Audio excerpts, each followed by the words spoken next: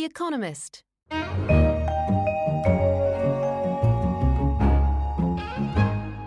In London, this is The Economist with Tasting Menu, a selection of the tastiest morsels from this week's issue. I'm Tom Standage, Deputy Editor, and on the menu this week we have what business executives are learning from Formula One drivers, a Brazilian guide to cutting corners, and some snippets from America's campaign trail. But first, a nuclear nightmare was our cover line this week. Kim Jong-un, North Korea's leader, is running headlong down the path to becoming a nuclear power, and his actions remain unpredictable at best. The world needs to start taking the threat seriously, our cover leader argued. Barack Obama began his presidency with an impassioned plea for a world without nuclear weapons. Yet in one country it fell on resolutely deaf ears, North Korea. Its nuclear missiles already threaten South Korea and Japan. Sometime during the second term of Mr. Obama's successor, they are likely also to be able to strike New York. Unfortunately, collective moral responsibility probably isn't the most popular phrase around Pyongyang. North Korea is not bound by any global rules. Its hereditary dictator, Kim Jong-un, imposes forced labor on hundreds of thousands of his people in the Gulag, including whole families, without trial or hope of release. And the Hermit Kingdom's nuclear development isn't exactly passive. No country in history has spent such a large share of its wealth on nuclear weapons. North Korea is thought to have a stockpile of around 20 devices.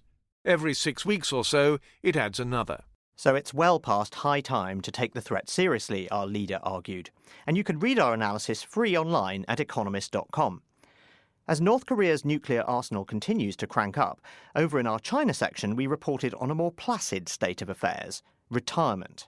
As the article explained, China's pensioners used to wind down in the same places they spent their lives toiling away.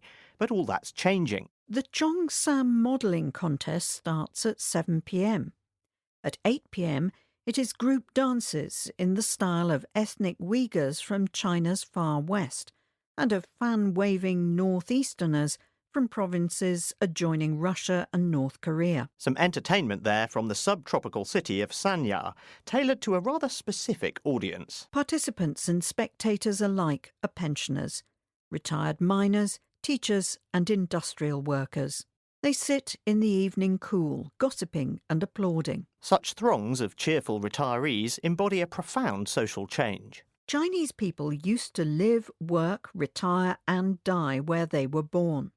Thanks to the migration of workers, however, 260 million people, about 1/5 of the population, now live somewhere other than their birthplace. And it isn't just the visitors who are reaping the benefits. The winter pensioners are awesome, enthuses Wu Jifa, a farmer in Danzhou, a village on the end of Sanya, who rents out rooms to them.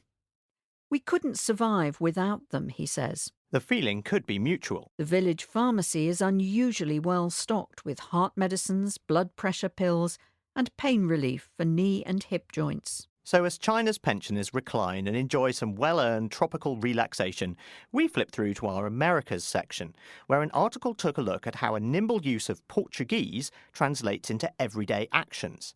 Brazilians delight in words that seem to have no equivalent meaning in other languages, and one in particular seems to be resonating with the affairs of the country. Jeitinho, a diminutive of jeito, or way.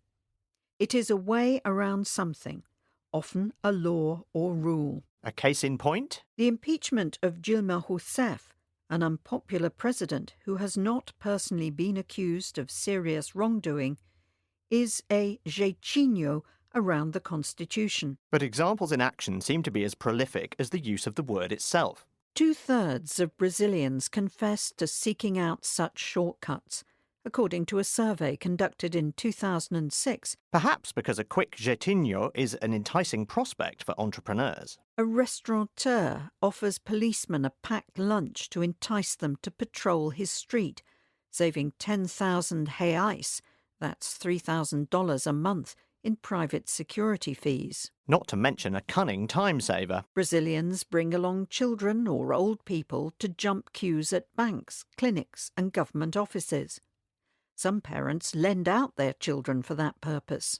We leave Brazilians and their rampant shortcuts and nip over to our business section, where business leaders are taking the saying, life in the fast lane, quite literally. Our Schumpeter columnist explained how business people are getting a steer on how to deal with their hectic lives from Formula One drivers. On the face of it, business executives and Formula One drivers have nothing in common, other than the fact that they do their jobs sitting down. Drivers risk a high-speed pile-up if they lose concentration.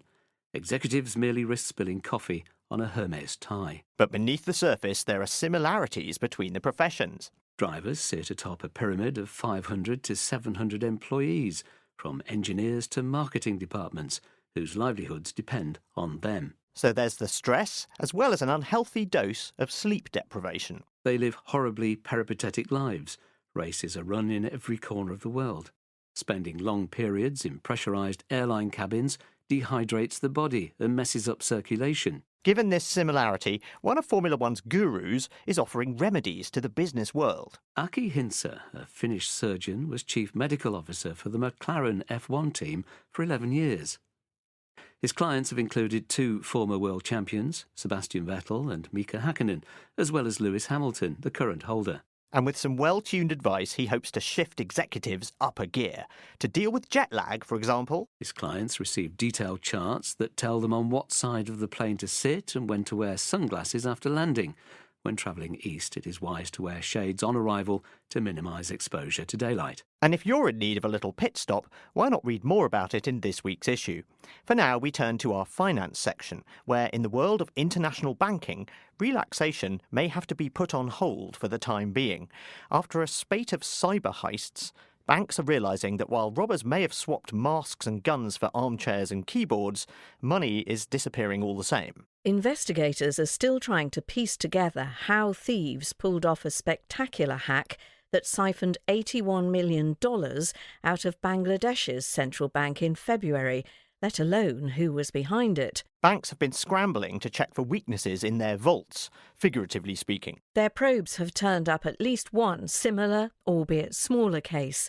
Hackers tried unsuccessfully to nab $1 million from Tien Phong Bank in Vietnam in December. Getaway cars have been ditched. Instead, thieves have more refined ways of covering their tracks. In the Bangladesh break-in, for instance, they wrote malware to interfere with a machine whose printouts the bank relied on to check transactions. So banks may try to adjust their security for the age of the cyber attack. Yet, unfortunately, the risk of an inside job is timeless. As experts never tire of saying, cybersecurity is about people as much as it is about technology. As the financial system starts to find itself in a little hot water, we move on to our science section, where it seems rising global temperatures may not help the situation anytime soon. As an article explained, the end of El Niño has turned the world's heating up to full blast. Conditions in India are road-meltingly hot.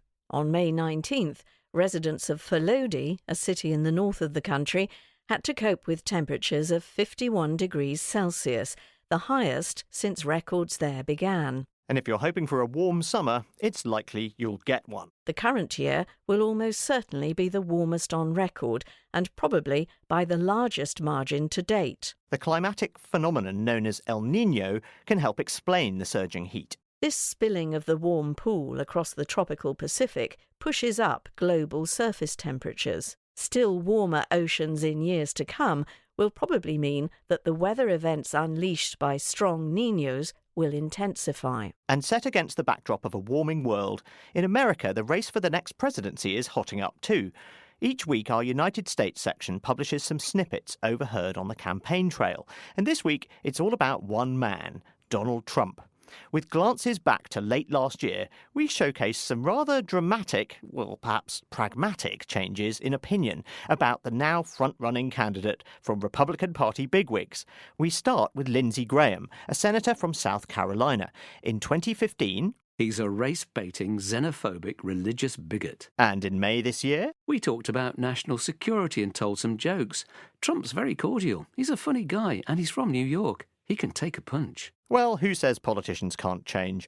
Rick Perry, former Texas governor, gives his thoughts back in 2015. Donald Trump's candidacy is a cancer on conservatism, and it must be clearly diagnosed, excised, and discarded. A slight softening of tone then for 2016? I'm going to support him and help him and do what I can. He is one of the most talented people who has ever run for president I have ever seen. And finally, Rand Paul, Senator from Kentucky, describes Trump earlier this year. Donald Trump is a delusional narcissist and an orange-faced windbag. I think we can leave it there. I'm Tom Standage, and that was our tasting menu. Do send us your feedback via email to radio@economist.com or on Twitter @EconomistRadio. In London, this is The Economist.